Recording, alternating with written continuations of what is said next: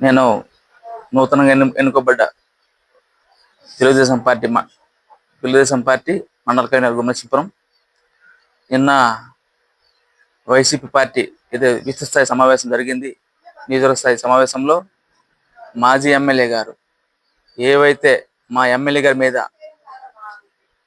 తప్పుడు మాటలు, తప్పుడు కూతలు పలికారో అది పద్ధతిగా లేదు.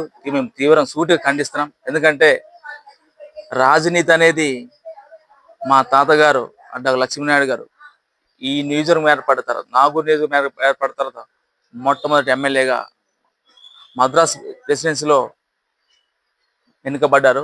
మా తాతగారు ఎమ్మెల్యేగా అటు నాగూర్ నియోజకవర్గానికి. రాజనీతి అంటే అప్పటి నుంచి మా కుటుంబం నుంచి పుట్టుకొచ్చింది.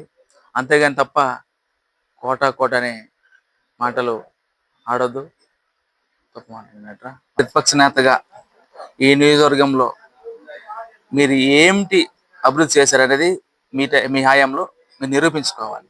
ఇప్పుడు మేము ఏడాది సుపరిపాలన అడుగు కార్యక్రమంలో మేమేమి అభివృద్ధి చేస్తున్నామో అనేది మీరు వేసే గొంతులు ఇప్పుడు కప్పాం. ఆ గొంతులు కప్పడం సునాయాసంగా 108 కానీ ఎటువంటి సౌకర్యం అన్న జిల్లా కేంద్రకి వెళ్ళవలసిన సుఖంగా ప్రయాణం జరుగుతుంది.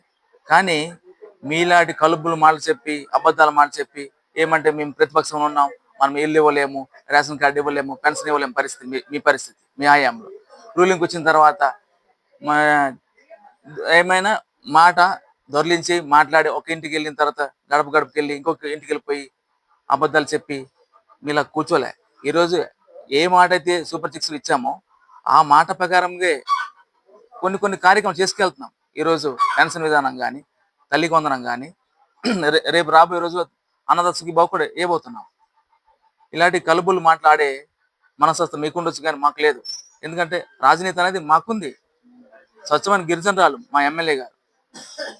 మీలాగా అబద్ధాలాడి కోట దిగకుండా గంటల తరబడి రోజుల తరబడి ఉంచే రోజు మాకు కాదు. స్వయాన మేము ఏ ట్రాన్స్ఫర్లో కానీ ఎవరికి ఏ లెటర్ ఇచ్చినా మేము ఉచితంగా ఇచ్చామా, మీలా డబ్బులు తీసుకున్నామా మీరు నిరూపించండి. మీ అభివృద్ధికి మా అభివృద్ధికి మీరు ఛాలెంజ్ చేస్తారు మా ఎమ్మెల్యేకి. మీ అభివృద్ధికి మా అభివృద్ధికి మీ కోటదుర్గం దగ్గర ప్రమాణం చేసి చెప్పు నువ్వేం అభివృద్ధి చేసావు అనేది. ఎంత ఎంత ఆక్రమించుకున్నావో, ఎంత డబ్బులు సంపాదించావో, ఎంత భూములు సంపాదించావు అనేది నీ ప్రమాణం చెయ్యి. కోటదుర్గం సాక్షిగా దుర్గం సాక్షి అన్నావు కాబట్టి ఆ దుర్గమ్మ నీ తాలూకు బాధలు భరించలేక నేను ప్రతిపక్షం పెట్టింది. డిపాజిట్లు సుమారు 23,500 కోట్లు డిపాజిట్లు పోయాయి ఒక ఎంపీటీసీ మీద. అది గుర్తుంచుకోవాలి ముందు. ఇప్పుడు ఒక మాట్లాడాలి అంతే తప్ప ఎవరిని బెదిరించో తాటాకు చప్పట్లకు కొందరు భయపడగలగో ఇక్కడ మీ మాటలకు మీ తోటాలకు భయపడే ప్రసక్తి లేదు. ఆ రోజులు పోయాయి. ఈరోజు ఎమ్మెల్యే గారి మీద ఒక ఆరోపణ చేశావు, అవినీతిగా ఇల్లు కట్టుకున్నావని. నీవు ఆడే మాట నీకు ఆనందం పొందొచ్చేమో. ఈరోజు నీవు కట్టుకున్న ఇల్లు ఎక్కడిది?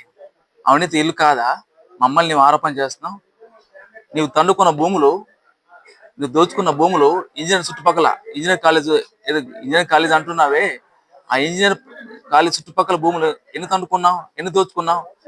మా ఫ్యామిలీ గురించి మాట్లాడే హక్కు కానీ అర్థం మీకు లేదు. ఎందుకంటే సుమారుగా మా తాతలు 1/71 వచ్చిన తర్వాత పెదకర్జ కానీ, మంగళాపురం కానీ మా భూములు ఎంతమంది గిరిజనులు పంచిపెట్టి అవసరం నువ్వు గుర్తించుకో, నువ్వు ఎంక్వైరీ చేసుకో. మమ్మల్ని మా ఆస్తుల్ని మాట్లాడే అర్హత నీకు లేదు. ఎందుకంటే నువ్వు గాలికి కొట్టుకొచ్చావు, గాలిలో గెలిచావు. అంతేగాని సౌకర్యం మాటలు ఆడొద్దు. గాలిలో కలిసిపోయావు. ఇలాంటి మాటలు ఇంకోసారి అనొద్దు మాజీ ఎమ్మెల్యే గారు.